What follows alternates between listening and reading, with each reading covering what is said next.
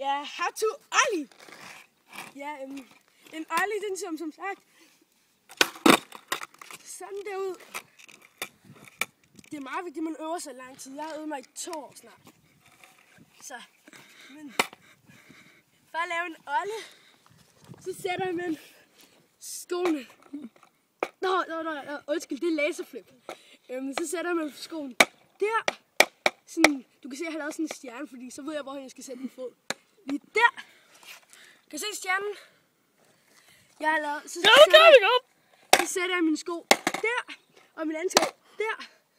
Og så er det bare vigtigt, at man trykker ned, skubber op og holder sådan, så det siger sådan... 1, 2, 3. Kan du se det? Ja. Og så skal jeg lige prøve at gøre det igen.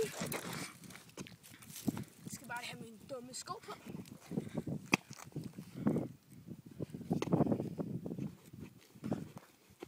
Og så kører jeg lige herhen.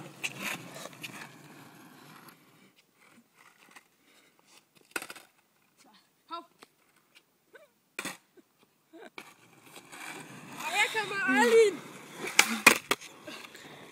Men som sagt, det er meget vigtigt, at du øver dig i at få det hårdeste sådan top, du overhovedet kan. Og man skal bare så rigtig igennem, så kommer du rigtig højt. Og det kan være, hvis du er heldig, du en dag bliver lige så god som mig. Hej!